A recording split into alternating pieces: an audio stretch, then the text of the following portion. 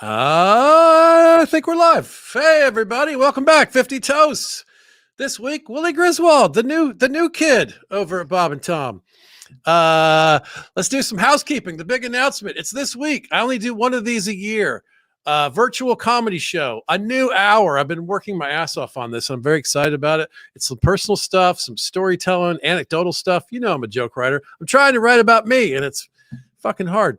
And I've been working at it, and I'm going to roll out a bunch of that stuff on Thursday night, February 4th, this week. nowherecomedyclub.com. Come see it. It's going to be awesome. I might do a little crowd work. I'm going to wrap up the season that was in the NFL, but mostly I'm doing stories that at least begin about me, and then I end up writing observational jokes about the subjects that happen to be in the story, because that's what I do. Krista Miola, a wife of mine, will also be doing a 10-minute set, and she's been working hard at it. She did 2 Zoom shows yesterday, warming up. 2 Zoom open mics. Hell yeah. What's harder? What's worse than an open mic, you ask? A Zoom open mic. At this point, I miss open mics. I actually do too. At least with the Zoom open mic, you don't have to park and like be somewhere for 6 hours, to do 4 minutes or whatever. So she's doing. Can you imagine this being the first year you have in comedy? What a weird first year.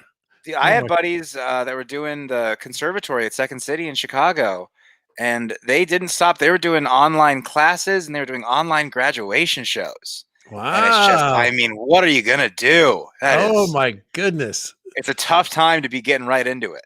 Oh, wow. That's interesting. Well, good for them. Yeah. That's cool. Go to patreon.com, type in Kostaki, figure out what we're doing over there. Join the fun.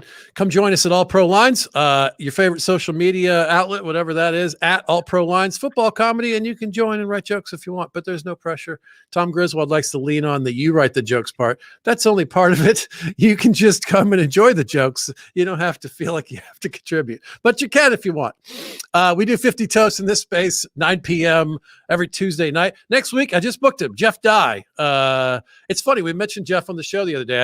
I made a crack about comedians not being attractive, and then the show was like, hey, hold on, and then we had this weird conversation where we named the handsome comics, and Jeff Dye is definitely at the top of that list. The guy, I don't even notice guys, but I noticed Jeff Dye. He's ridiculously handsome. He's a handsome cat. If you want to do our top 5 handsome comics, I can do them right so fast. What do you got? What do you got? Oh, okay. Well, it's mainly just my pals. Jeff Dye is definitely up there. Yep. Matthew Broussard. Man, that is a pretty guy. I got to look him up. I don't know that one.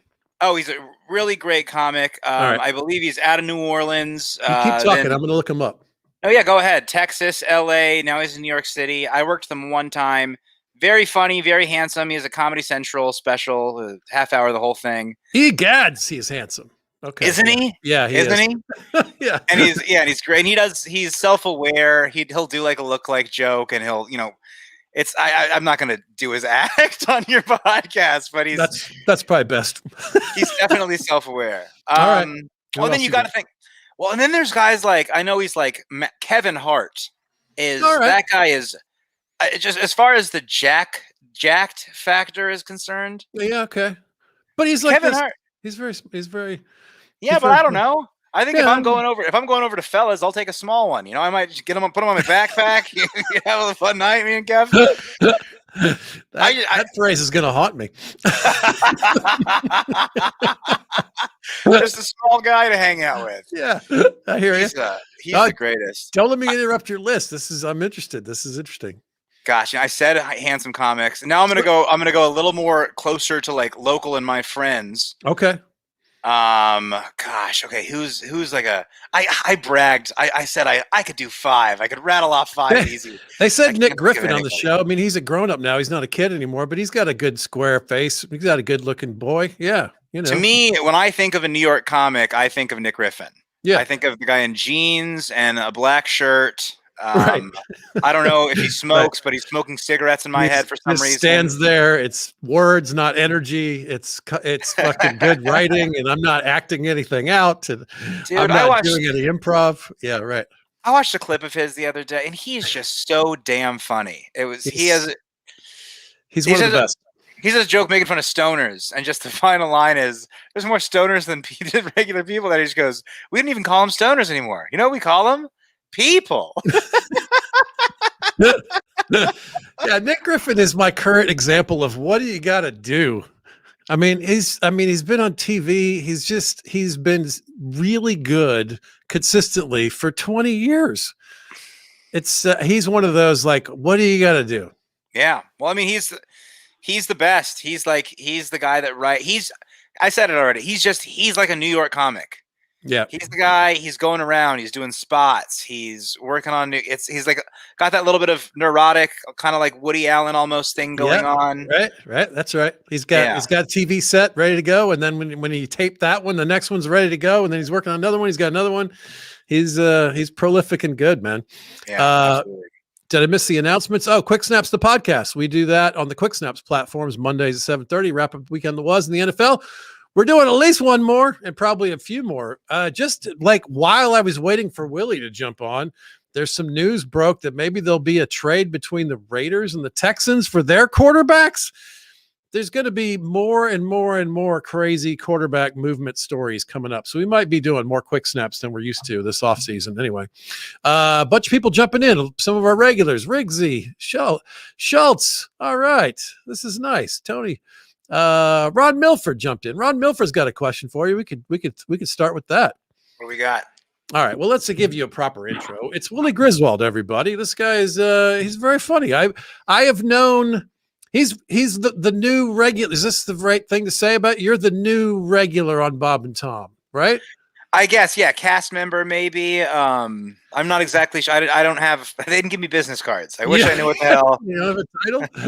It just says Bob and Tom, and then they crossed out, and they crossed out Bob, and there's a big arrow, and it says Tom *S kid, and they just write Willie next to it. That's all it is. So Tom Griswold's kid. That's a. I mean, I know you've talked about this, but that has to be one of the things I ask about. Shall we do it off the top? How is that? Because I feel like my guess is being Tom Griswold's kid is like being, you tell me if I'm right. Is it like being the coach's son in Little League where everyone thinks you have it easy, but actually it's harder because your dad's hard on you about shit? I don't know. Josh actually kind of pointed at that the other day. Excuse me, where he goes, just something along the lines of like, I mean, when you make a bad joke, he wasn't saying that I'm making a bad joke, but he goes, you were under just a bigger microscope than any of us. But also I get so much leeway. So it's so hard. I'm not going to complain about it. It's absolutely a positive. There is no, it's I could say, oh yeah, well, everyone's more tricky and everyone treats me like I should be. No, right. It's great. It's wonderful. Right. But it is tricky also, right? Oh, it can be tricky, certainly. And like balancing like, just like a father-son and a work relationship, that can be tricky. But also like sure, where it's show business, it's entertainment, and also it is just a job. So there's just if I was an accountant and my dad was an accountant, that would still be tough. Yeah, sure. Right. Yeah. Yeah. But there definitely is that the coach's son thing is definitely there a little bit, or at least in the back of my head, it's there. Right. Well, any relationship that's at work is also weird if you have a relationship somewhere else. Like people who like work with their wives in the same office. I'm like, are you out of your fucking mind? You get no break from each other? Why would you do that? That's crazy. Yeah. And then it's funny because I feel like during quarantine, that's like so much of like what has been happening is my friends in Chicago, they're not making stuff with their sketch group. It's just with whoever happens to live in their house. Yeah. And I don't know how many podcasts couple podcasts or couple video series were made.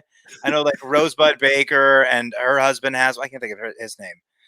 Andy something. It doesn't matter. But there's a lot of comedian couples and things like that have been doing their own thing. So right. Who knows? Maybe if there's another sort of lockdown, it'll just be me and my dad broadcasting live from his place. But to me, that's the thing. That's the reason people complain about the lockdown is that you're trapped with, whatever X people. And that's why I don't understand. Like, and when there's not a pandemic, like how could you possibly be married and be at home with this person all the time, and then you go to work with them too. It's just insane.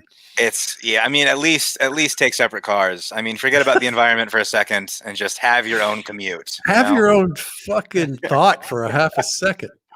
But hey, maybe they're all in. Maybe they love it and they want some more of it. You know, what am I to? Right. I know. I am not judging. I'm just astounded. I guess. I didn't mean to sound judge. You're right. All right. So, do you remember me as a teenager? Like, what's your first because you must have a blur of like 8,000 comics and characters. They all run together, right? As you're growing up in this universe. Yeah. So you're in like this. Paul Mercurio floats in this sort of group of comics. I'll take it. Yeah, because there is.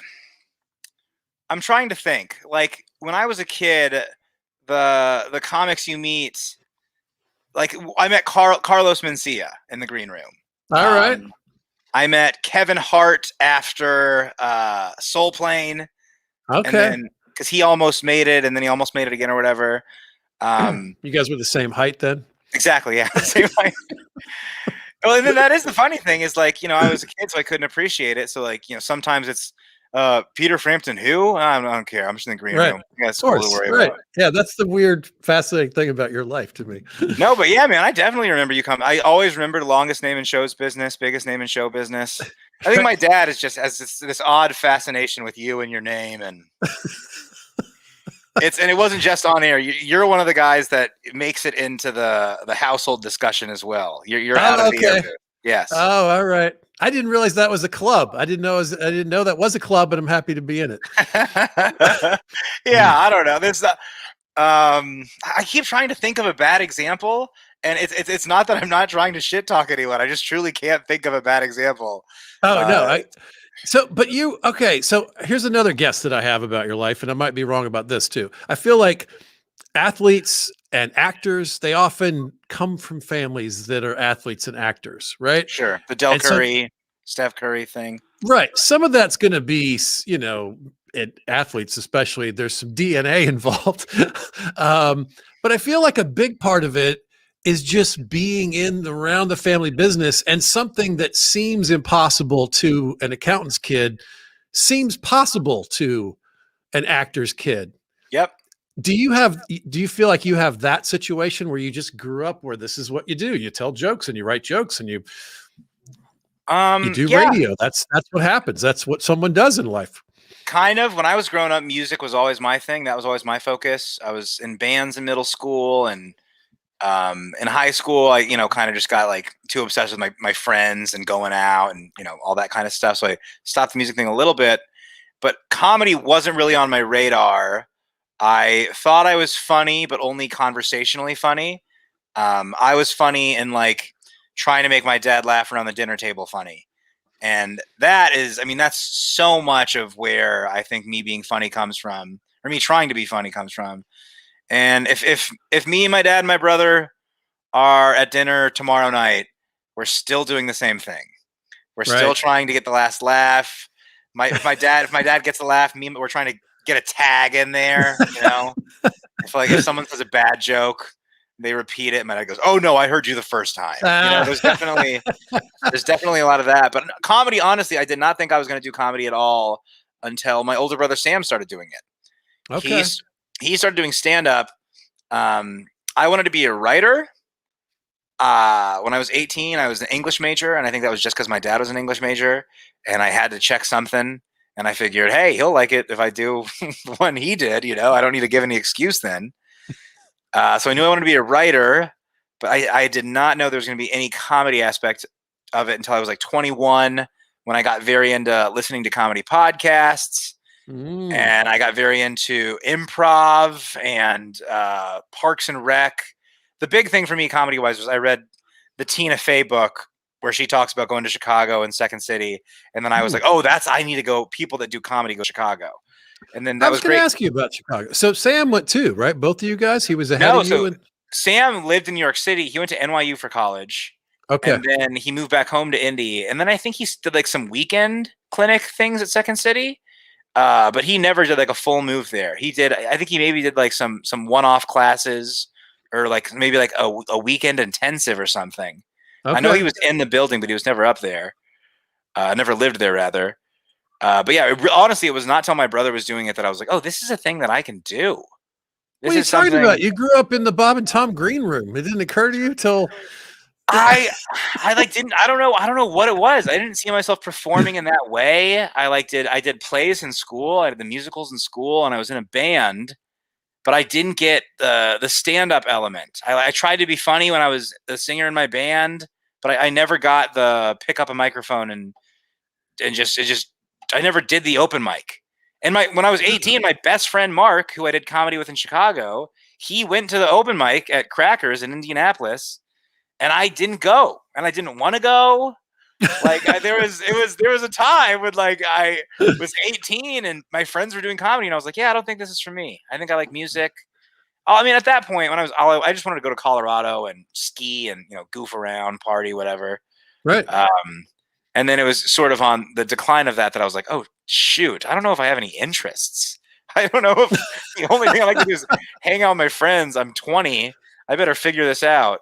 And then 21, first open mic, and then moved from Boulder to Chicago, finished school with some comedy stuff going on in my degrees. And yeah, I got real into it. Kind of just dove in head first, and I love it, man. It's so fun. I love performing stand-up comedy. I really miss it.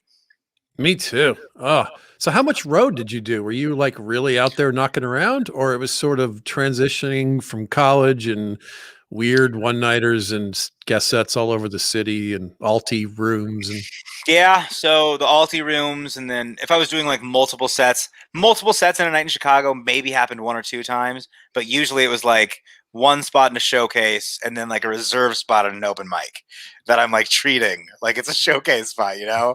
yeah. Hey, I got the 15 reserve spot at the 10:30 open mic at North Bar, so it could be pretty good. Uh, but I was just featuring. I featured for the first time. It was my birthday weekend, April 5th, 2019, for Sean Donnelly at Go Bananas in Cincinnati. And it was Okay. awesome. Great comic, great club. It's such a great club.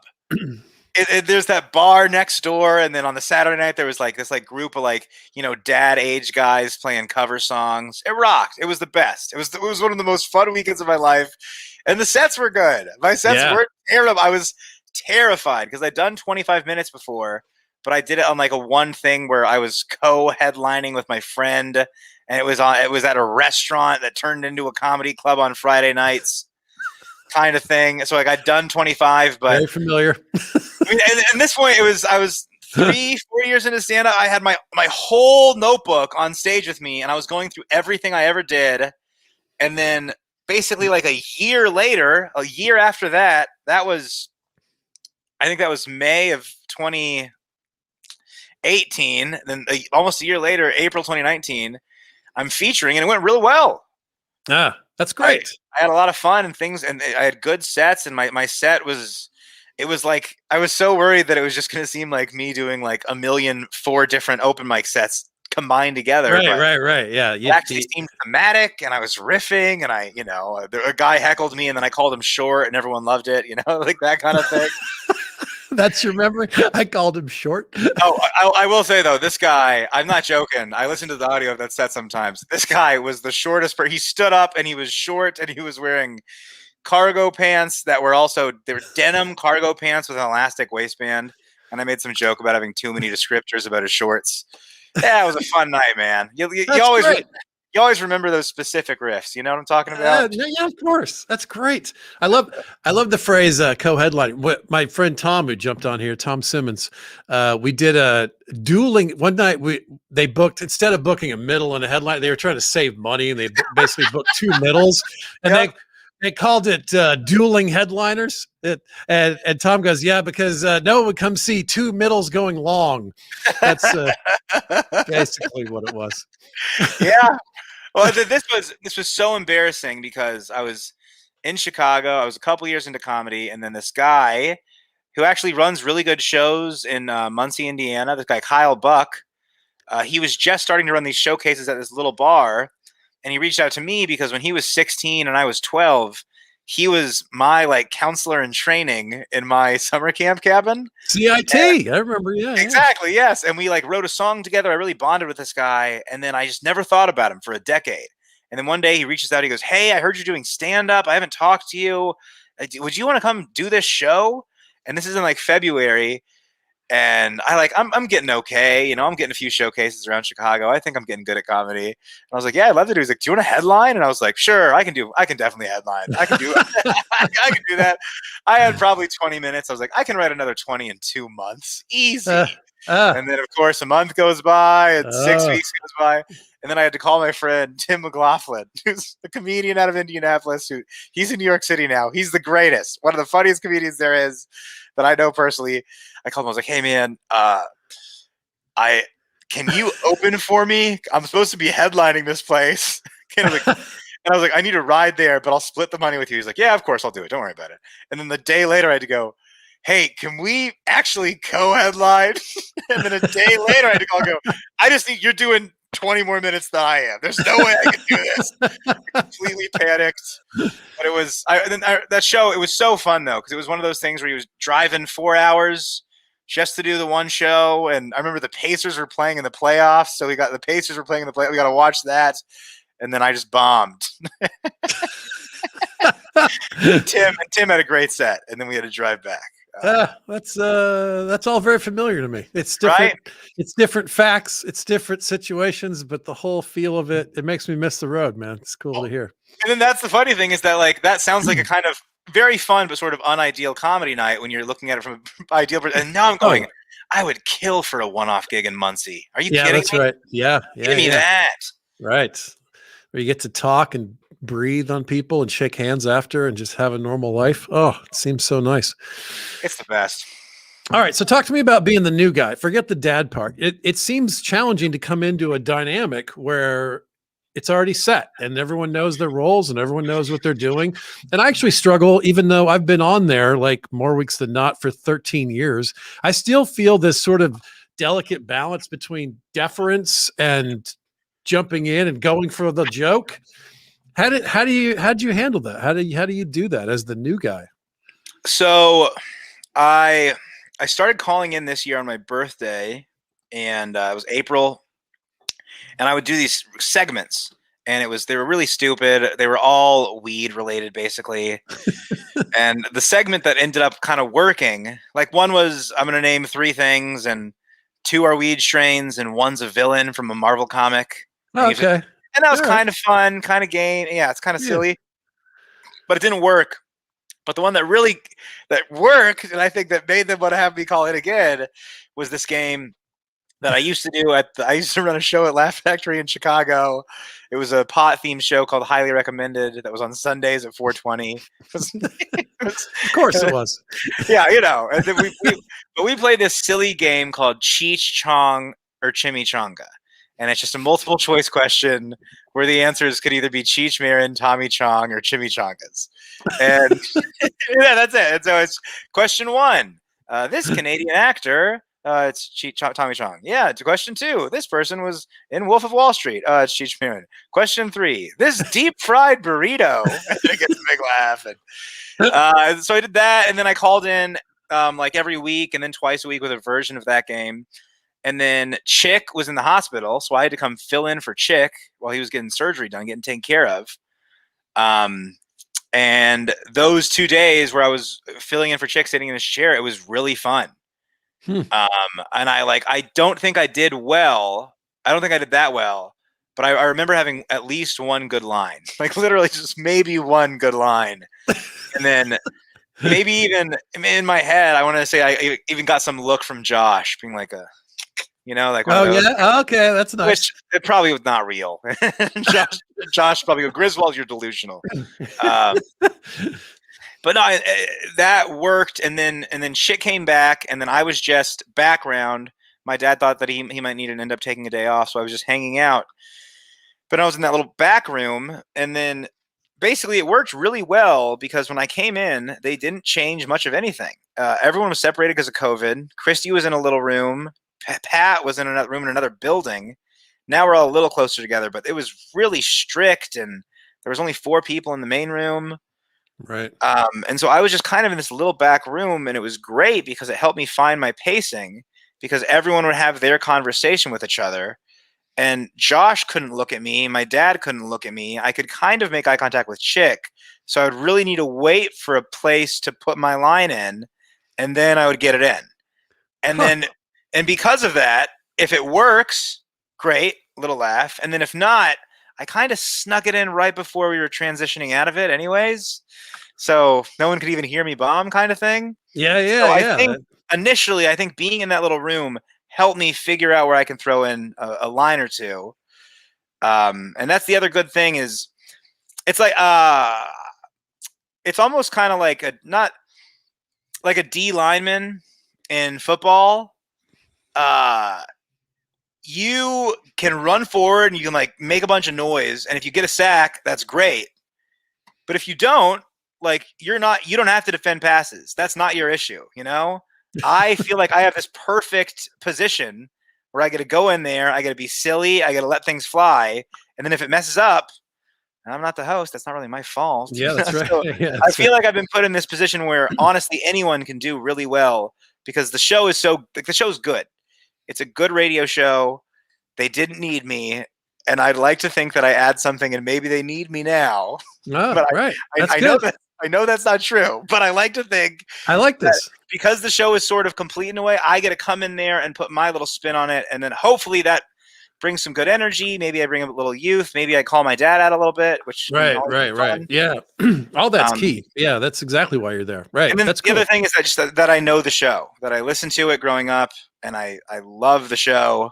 You know, the rhythms and the flow and the feel and the sensibility. Yeah, that's hard to measure the value of that. Right. I can find the beats a little bit, and I think that helps me. But it feels tough, and a lot of the times I feel like I just lay back. But lately I've been getting a little risky and letting some pretty bad lines fly. I've been on both sides of that. Almost every time that I'm there live and I spend the morning with those guys. Yeah. At the end of it, there's always this crazy thing that's going on in my head. Like, you didn't jump in here when you should have. And then when you did jump in, you blew it on this. And you can make yourself crazy about all that stuff. And they help me with that. Like the other day I said something, I go, gosh, should I have said that? Was that funny? Did the pun even line up? And then Josh was just like, man, you got to stop questioning every joke you do. Just let it. And yeah, I just kind of, that's good advice. I mean, I don't know if it's before 8 a.m. I like puns a lot, I guess. I don't know if the coffee's not kicked in, but I love a little wordplay in the morning. And sometimes I'll listen to the clips later on and I'm like, why the hell? I didn't need to add that. I like the premise of you being like, it's not your job to pass defend. You can just, like, I see the coach grabbing your face mask, like, rush the quarterback. You don't have to do anything else. That's a good construct. I have no responsibility. No one's ever going to say, and now we're going to Willie with the weather. That's never going to happen. Right. No one's ever going to say we're going to Willie unless I wrote some weird, silly song that me and Pat are going to sing. You know, right. Some knockoff of the Brady Bunch. They're never going to Willie because people need pertinent information. Yeah, and you're right. There's a compliment in there for Tom. I mean, that is the hardest job. I mean, to be the guy who's running the thing and watching the clock and figuring out the ins and outs, and ultimately, and maybe even harder than all of that stuff is, it's ultimately his responsibility at the end of the day to keep the balls in the air. And that's really hard to do, especially for 4 fucking hours every day. It's crazy. Yeah. He says it a lot. It's a long show. It's a long show. We make fun of him. We say, old Tommy. I call him Tommy Setup or Tommy Exposition because he always. Well, if you're just joining us, and he says every person's name, and he goes, if you're just joining us, and he teases the news story we were doing, the news story we did before that, and then he asked Josh to repeat a joke he made, and then you realize, actually, you know what? People did probably just get in the car. And they didn't. Yeah, I know. People listen for 9 minutes and 22 minutes, and they're not listening for 4 hours, right? And he says, when he says, you know how radio works, it's because he knows how radio works. I mean, Yeah, you gotta that's right. admit the guy he knows what he's doing. He definitely does. My Um, favorite thing about him, my favorite little dig that I have against him is friend in a friendly way, is that he's over cautious about offending anybody. And one of my favorite moments, I was in there with Josh Blue one time, and sure. Josh Blue, for those of you who don't know, is his cerebral palsy and does a lot of jokes about the handicap. And poor Tom was left in the situation of resetting it so that a new listener would understand that it wasn't just a guy making fun of the crippled. If you're joining, and to be clear, it's Josh Blue. It's BLEU, by the way. It's spelled the French way. A man of Denver, Colorado, of course, a lot of mountains. He tries to talk to Josh Blue about skiing. You know, he's I could not stop laughing. And our handicap friend, you know, Josh Blue is, like Josh would just dive into some edgy, dark, making fun of cripples moment, and your poor dad's like, oh, he has several, he's our friend, and he has a handicap himself. It's just like, and that is one thing. My dad's dad was in a wheelchair because my grandpa had polio. Oh, is that right? I didn't know that. You cannot make a wheelchair joke in front of my dad. You can't do it. Right? Oh, that's interesting. And comedy is comedy, and obviously, you say nothing's over the line, but you're comics, and people say terrible things, and occasionally that kind of joke will fly. And every time my dad just goes, how about you spend one day of your life in a wheelchair? Try to cross the street. You ever go into your house? You notice the step there? Not wheelchair accessible, is it? No. How about you think about other people for 1 second? And you go, whoa, you were just joking about backdoor play 2 seconds ago. Oh my God. It's funny how people have a sensitivity about things. My dad had one leg, and we were kind of light about that, and that was not an issue in our house, but we do have some things we're sensitive about. I did a short joke once on Never Not Funny, and Jimmy was fucking furious at me. And really? Yeah, and we had this really kind of ball busty moment where we're kind of going back and forth. You know how he is. Sure. And I had not done the show a lot, and I did, whatever. I don't even remember what it was. It didn't seem like a big deal to me, but the show like came to a halt. Yeah. And everyone else in the room was like, well, you can see on their faces, like, you don't do a fucking short joke. It's Jimmy Pardo. Yeah. We talked it through on air because it was so weird. Like I didn't know what was happening. And I was like, look, you're a fucking, I love you, man. You're a national treasure. I thought we were busting balls. I don't care if you're short. It was just part of the fucking around that I was doing. I get it. It's been a long life. Was it over Zoom maybe? No, it was live. It's been a long time ago now. Because I was going to say, I was curious if maybe like the ball busting, the sarcasm was lost in the feed, but yeah, in person, extremely awkward, extremely difficult. I just did it this week actually, and that was via Zoom, and he's such a pleasure, man. He really is he's a treasure. He's just like, he was promoting Quick Snaps. He goes, all right, it's Kostaki does this football thing. I go, I don't like the host. I don't like the subject, but somebody out there, maybe, I don't know.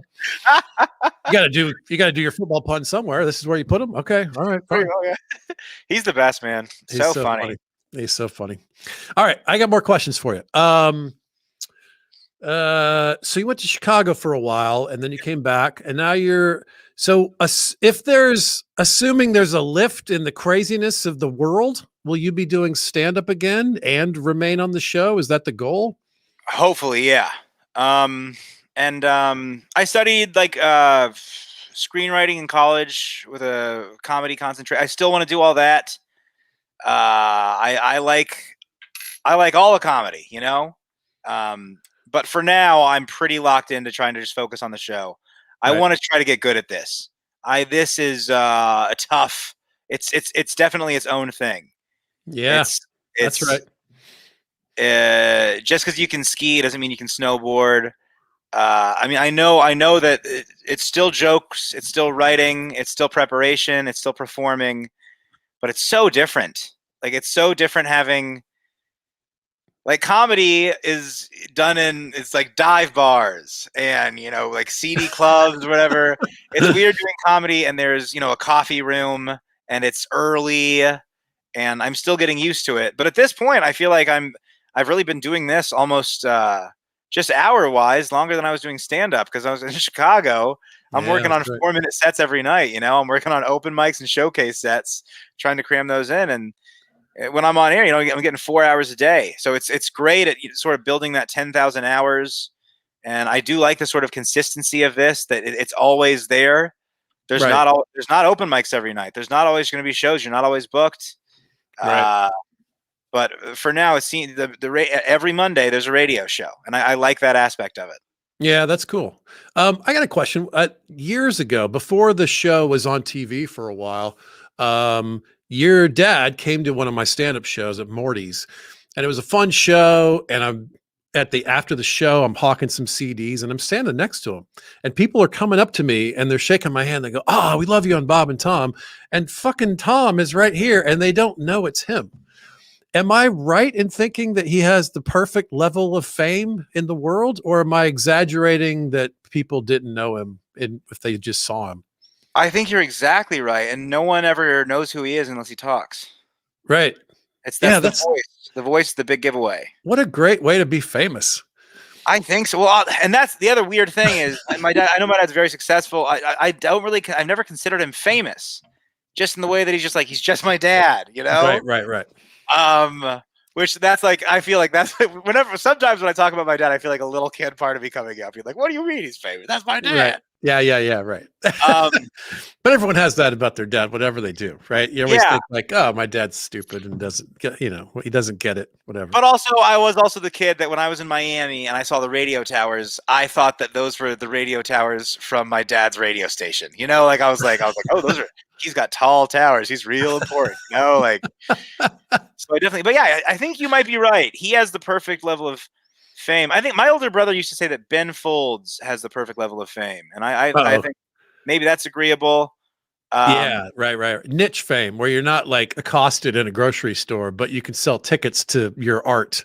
Yeah, and like you're not getting like Grammys all the time, but like they ask you to do the soundtrack to Over the Hedge. Just cool stuff like that. Right. Yeah, I like that. I like that argument. Yeah. You're rocking the suburbs is what you're doing, Kostaki. Yeah, maybe my dad does have a perfect level of, and because I don't think my dad could handle being like actually famous. My dad can be an anxious guy. I don't think my dad signing autographs. My dad, if someone talks to my dad while he's at a gas station, he's going to lose his mind. What do you think? He's not going to sign an autograph. So yeah, he doesn't talk to anybody. It's always cashier, whole transaction. Hey, thank you. Have a nice day.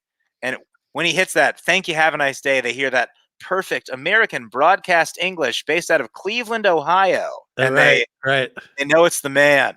That's so interesting. I love that. I was here's a weird little story. I was at an event with Robert Schmeigel, right? Who wrote on SNL and did Triumph the Insult Comic Dog and all these cool credits.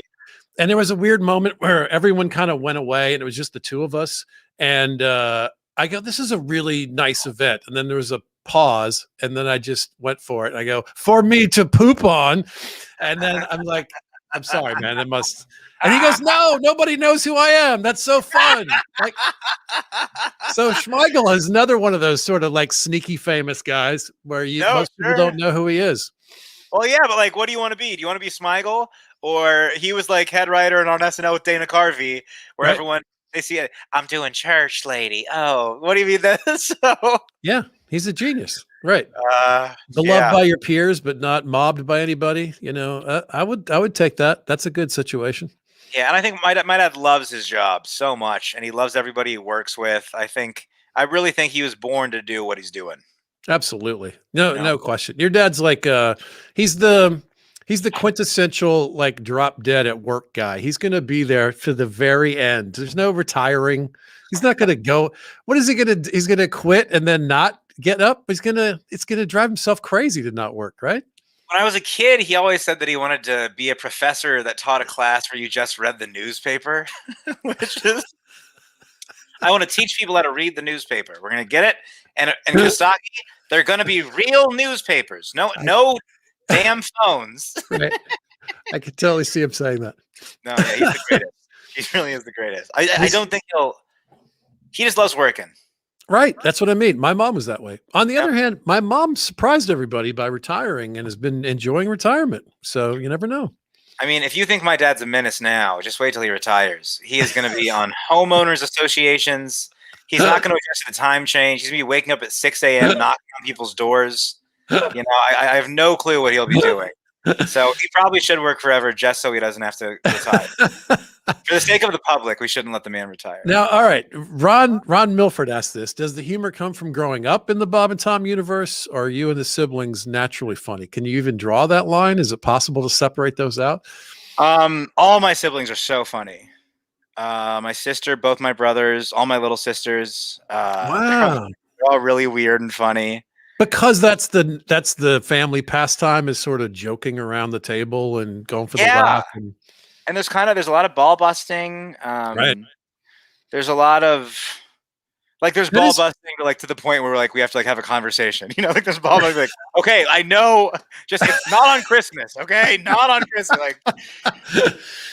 Everyone's really funny, and I think that we probably all might be a little bit naturally funny, but I think a lot of it just comes from dinner table conversation. Yeah, it's your Tiger Cubs wrestling all the time. You're preparing for the fight, right? Yeah, I love that. And it usually wasn't even proper dinner table conversation. You know, for a while there was just me, my older brother, and my dad. You know, living in just like a bachelor pad essentially. And so we're just both eating. All of us are eating over the sink. So it's not even dinner table. It's just trying to get a laugh over the sink before you wash it right there. I love it. All right, let's go to some questions. We got a lot of people commenting, a lot of people jumping in here. It's a lot of highs and what's up and what's going on and love the show and handling the work relationship with your dad.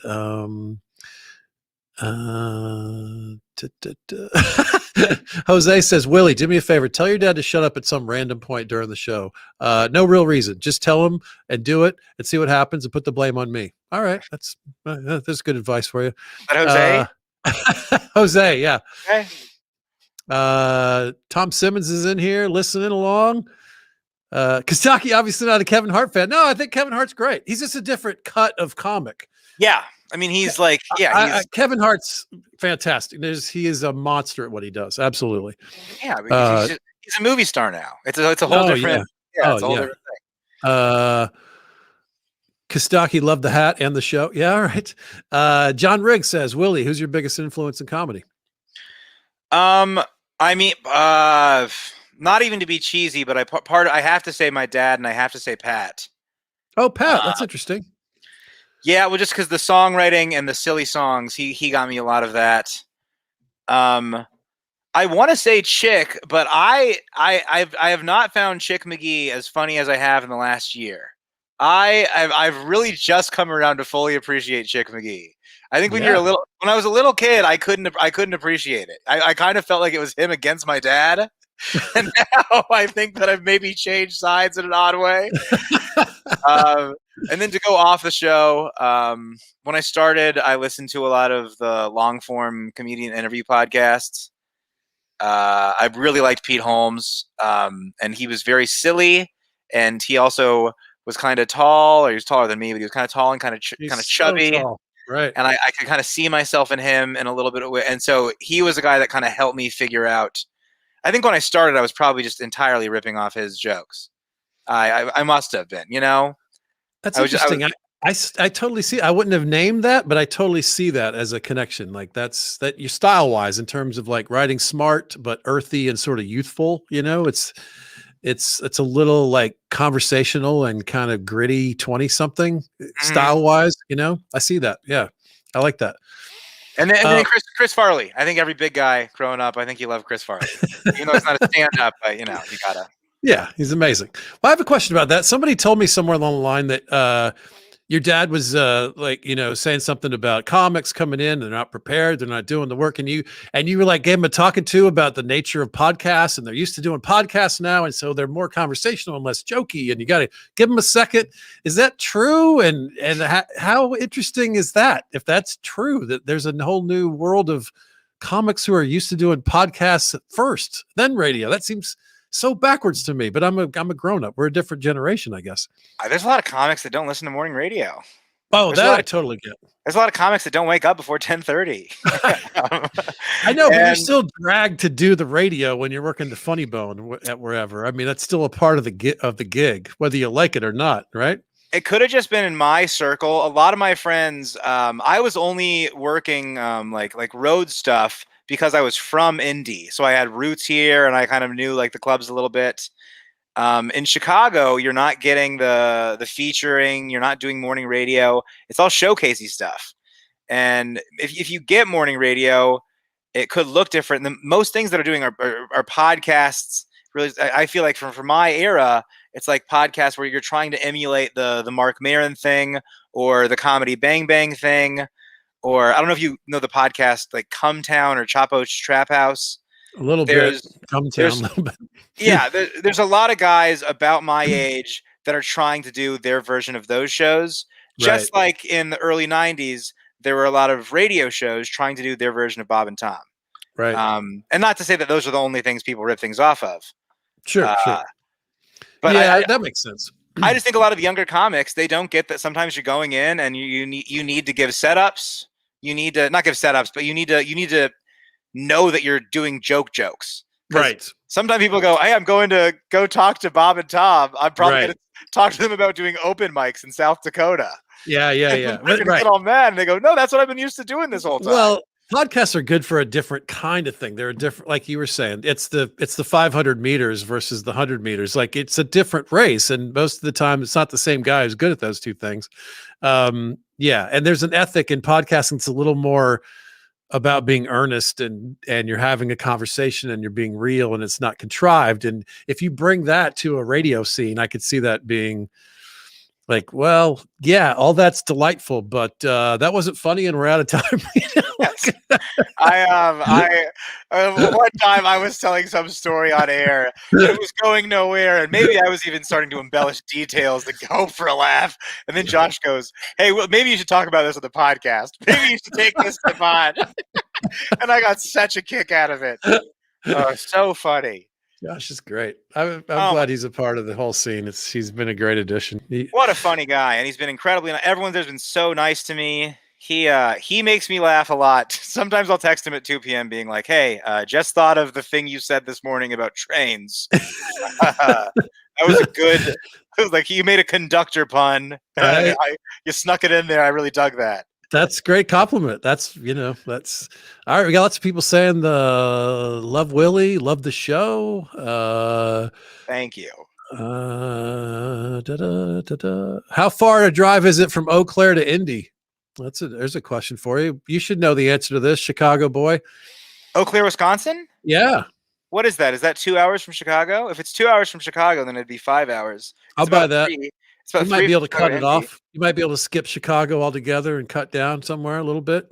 I've never Yeah. been to Eau Claire before. I've just been to. I love Madison. I love Milwaukee, and I've been to Devil's Lake, Devil's Creek, but I've never been to Eau Claire. Well, someday when the world opens, let's go do some shows. I'll drag you to Eau Claire. I work Eau Claire. Kostaki, whenever, man. I will host. I will do guest spots. I will see people. I will see. Don't tell me people. that you could do 25 and then have to bring a friend to fill the time. Oh, I could do 25. I don't know if I could do 6. Do you know I was doing my act the other day in the mirror like a nerd. I don't know if my act was bad or if I can't do it anymore. But it is. I'm doing look-like jokes that I just hate. Everything seems old. Getting back into stand-up is going to be so tough. Oh, please let it come back. Greg Kittleson, I love comic road stories. Chick is great. Glad you're on the show. You and Josh are awesome. A bunch of nice comments. People are nice. The people who come and watch the thing, they're good people. Thank you guys for watching. Willie's a great addition to the show. Rochelle says, I love this. Ron's asking if my brother's here. It's funny. There's a little cabal of characters that often show up and they check in on each other. It's nice. This is awesome. I love this little community. Yeah, it's really great. Jill says Kostaki should do bits and pieces. All right. Oh yeah, whenever. I can't say whenever because I don't have anything to do with producing it.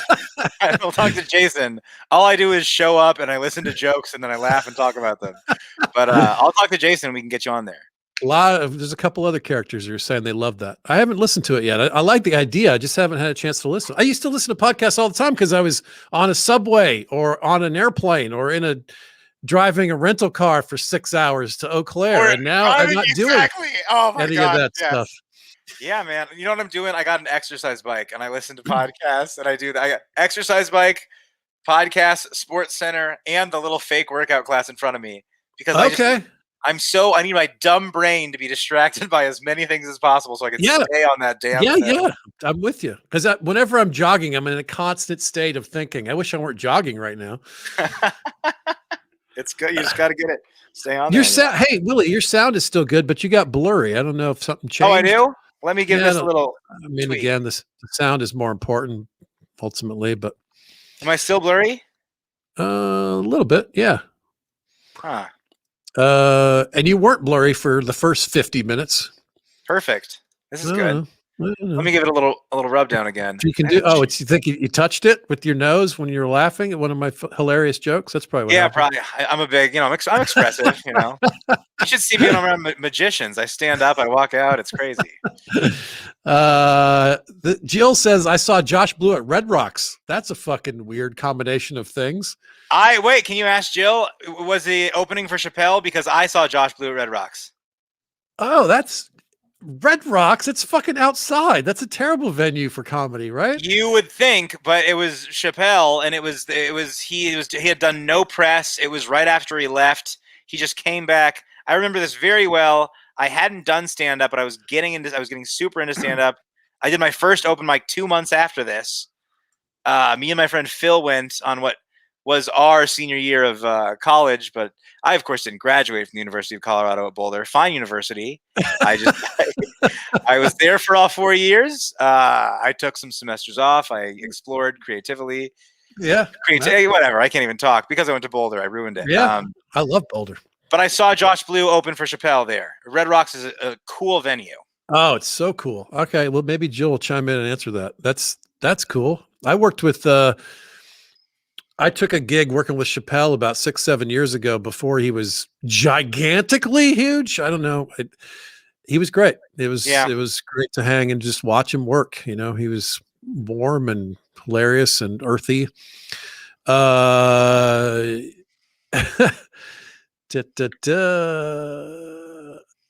Mark says, I'm in a wheelchair. I think of myself as the employee of the month for life. All right. I like that. I love you riffing on wheel. Thank you for that. You guys are hilarious. I'm taking sleeping pills. I'm going to laugh until I fall asleep. Love you on Q95. All right. There's an indie person there. That's cool. Oh, yeah. Josh is so good at radio. Isn't he? Teacher. Yep. This is great. Lots of good comments here. Let's see if we get an answer from Bill. I was going to say, this morning I just said to Josh, you are so funny on air, and people took it as me being condescending, but he was being so funny, and I just told him. Jill says no is before a movie. What kind of fucking terrible setup is that for a comic? You're outside and you're warming up for a movie? It's bad enough you can't walk very well. Jesus. All right, guys, that's Josh Blue, EU. Enjoy. Easy Rider. Oh, my goodness. In the old day, when I first started, this will date me. When I first started, there was a karaoke craze sweeping America, and it was not uncommon for the one-nighters to be a comedy show that was before the karaoke. Oh, yeah. And so... the bar owner realized karaoke would bring the people in, but if they had a comedy show, they would get people to come earlier and they could sell more drinks. Yep. And it was, in those days, it was very common to be doing the show and there were 14 people. And at the end of the show, there were 100 because they were waiting to do karaoke.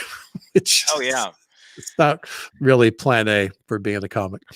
I had an open mic that we did at a bar. We hosted an open mic every Friday in Chicago at a bar that was $20 cash, all you can drink, Wells and domestic beers. And it would be packed from people that did not want to hear us. And they were vocal about it, but we were there for 3 years. Oh God. 3 years of all you can drink? Oh my Yeah, we were. goodness. I think it was the 3 calendar, but 2.5 or whatever. But Oh my goodness. That's it was the amazing best. to pull it off for that long. It was the best.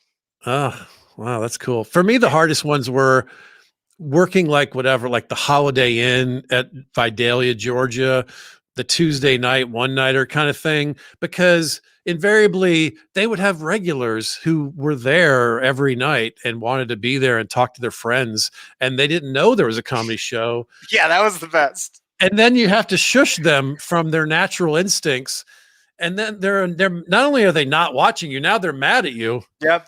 Oh, it's just brutal. And of course, the club is like, they want to take care of Steve and Bill because they're here every week. They don't fucking know me. They don't care if I come back. But it's They like, don't have hey, my back. you're doing great, but could you actually host karaoke for Bill and Steve? They want to sing "Her," the Johnny Cash version. I did a thing in South Dakota way later than I should have. I did one of those kind of gigs, and Sure. it hurt my feelings. It was just like I ended up having this weird argument. It was a 2-show thing, and they didn't want to do the second show, but they wanted to pay me for one. And I was like, I live in Los Angeles. I'm in South Dakota. I didn't come here for half of the money. I go, I have to get the second half. You can decide not to do the show, and that's fine. But I can't leave here without the money that we contracted. I live in LA. Absolutely. I'm paying rent in LA based on this pay. As you should. And we had this weird back and forth, and he goes, well, then do the show. Didn't have my back, didn't shush anybody. It was just a fucking disaster. And a lot of people stayed from the first show. So I was like, all right, this is just going to be an experiment. And it ended up being pretty good because I just embraced, like, this is insane. Yeah. And all right, let's play and see if I could not repeat a joke in another hour. Let's make that the game. It'd be funny if you were just like, if you happened to like be doing, let's say, like NFL jokes, and you were just like, you finished with the 2018 season, you were like, okay, so Tim Tebow. Yeah, I can do that. I got that document on my phone now. Yeah, fuck you guys. I'm going to read this like a phone book, and I'm trying to block civil rights legislation. You're going way back. You're like, so Matt Leiner was a bust, right?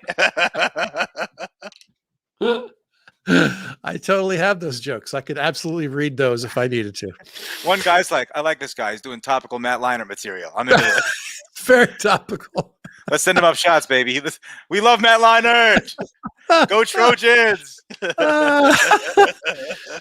All right, now this is my favorite question. We'll get you out on this for guys in the Bob and Tom universe. What's your favorite guest or your favorite archetype of guest, or what kind of a thing do you like the most when it's happening on the show?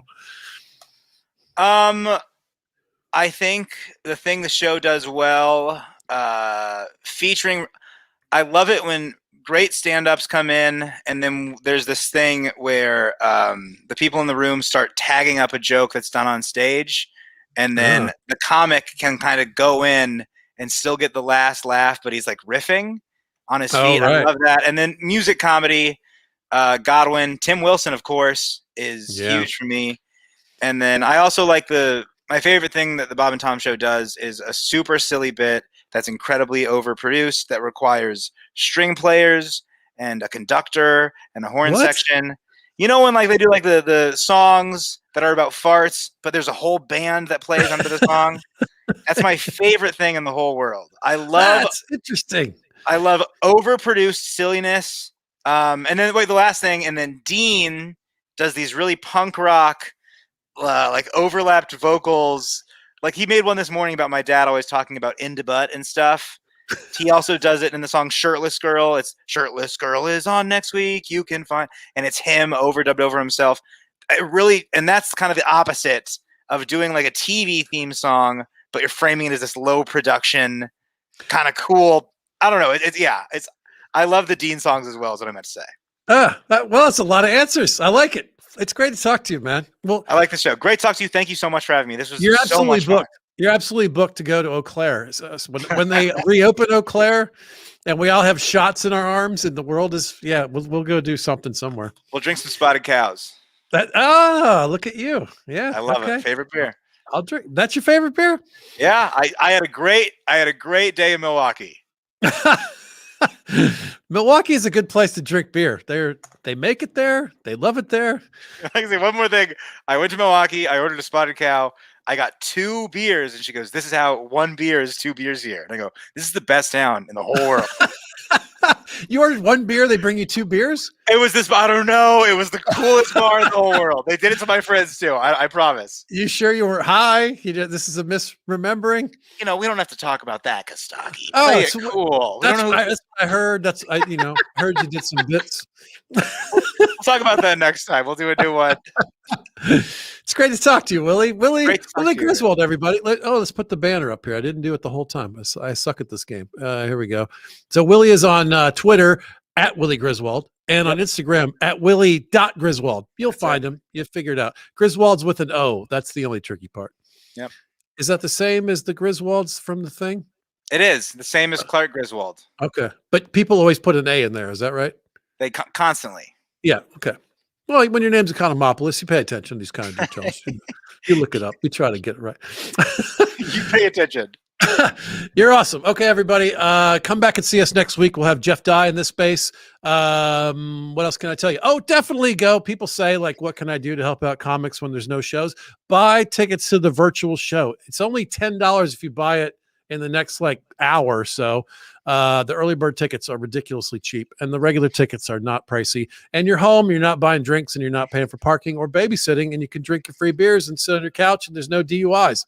So you're really saving money by doing it anyway. So do that. It's on Thursday night. I love you guys. Thanks for watching, everybody. Take it easy. Willie Griswold. Good night. Thank you.